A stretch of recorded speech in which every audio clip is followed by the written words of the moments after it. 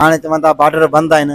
हाणे असां ग़रीबनि लाइ इहो त ज़ुल्म आहे। असां वटि एतिरा वसाइल त कोन्हे जो असीं वञी सघूं इहो जहाज़ ते वञी सघूं। हाणे असां हीअ जेका रक़म आहे टको टको करे गॾु कई आहे। हाणे असीं जहाज़ ते वञण थी सघूं। असांजो इहा आहे दरख़्वास्त बॉर्डर खोलियो असांजी ज़ियारत करायो असांखे। असां हिन वक़्तु अहम मसइले ते जिते ज़ाइरीन जेके करबला वञी ज़ारतनि ते वञनि था त उन्हनि जे बॉर्डरनि ते बाहि रोड ते जी पाबंदी लॻी आहे।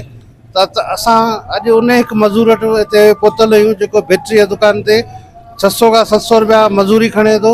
ऐं नंढे हूंदे खां मुंहिंजो ख़्वाबु हो त आऊं इमाम हुसैन जी ज़ियारत करियां ऐं बीबी ज़ैनब सल्लल्लाहु अलैहि वसल्लम जी सुनत नजफ़ खां करबला पंधु करे मालिक जी ज़ियारत करियां।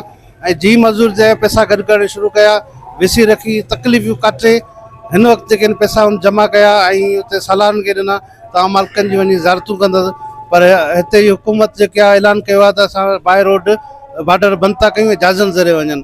असां हुन खां पुछणु चाहियूं था असां छो कहिड़ो ॾोह कयो आहे हिन ग़रीब मिसकिन जेके हुब ऐं इश्क हुसैन अलैहिस्सलाम इमाम हुसैन अलैहिस्सलाम जे पंहिंजे मालिकनि जी ज़ियारत करणु वञनि था हुन ते बंदिश छो?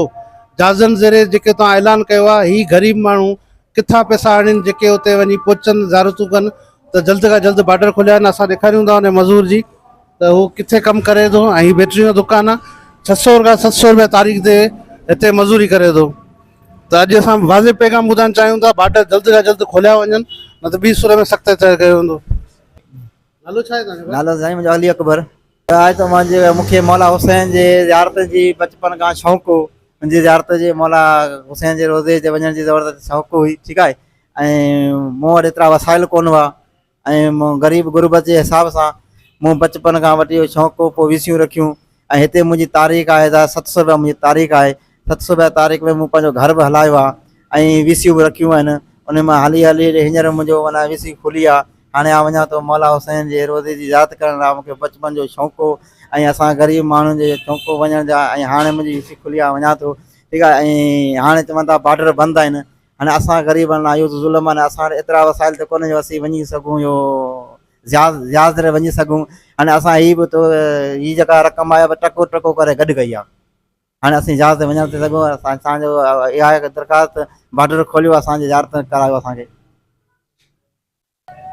जी तव्हां बिल्कुलु नाज़रीन जी ॻाल्हियूं ॿुधियूं अकबर जूं जेको नंढे हूंदे खां हिकिड़ी मोहबत हुई त मौला हुसैन जी ज़ियारत करियां, इमाम जी ज़ियारत करियां, रोज़नि जी ज़ियारत करियां ऐं मशी करियां।